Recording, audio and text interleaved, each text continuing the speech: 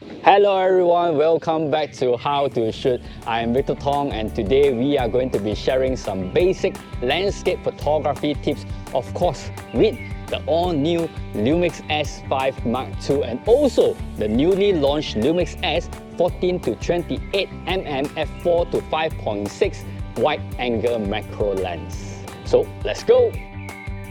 First tip. Apart from your camera, the next most important thing is of course a strong and sturdy tripod. Never go for the flimsy one as it will not provide a strong and steady base for your camera.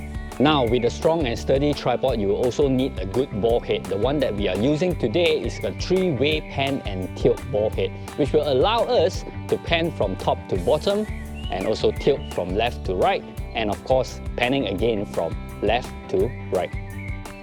Next is going to be the filters. The most commonly used filters for landscape photography is the GND, Graduated Neutral Density filters, that come in different options like 0.3 stop, 0.6 stop and 0.9 stop. Now, what is GND? GND is used to balance the exposure between the sky and also your foreground.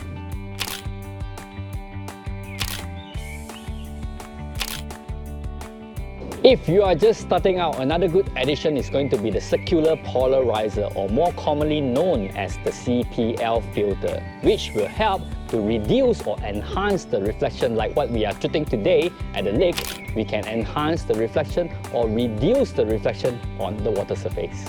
Third tip is to use the remote shutter. It is used to avoid introducing any motion blur in your photo, especially when you press on the camera shutter itself.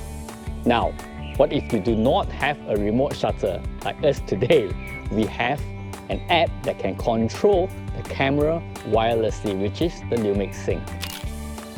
Now, what if you do not have a remote shutter or an app that will allow you to control your camera wirelessly? You can always set your camera into timer mode so that you will have the time to steady back itself after you press the shutter button. The final tip of the day is adapting to your environment, because in landscape photography, the weather is not always on our side. Like what we are facing today, we do not have great sky. So what we did was creating our own foreground to make sure the photo has got a more interesting outcome. There we go, the 5 tips of basic landscape photography. And I hope you have learned something new today, and I will see you guys in the next episode. Bye-bye.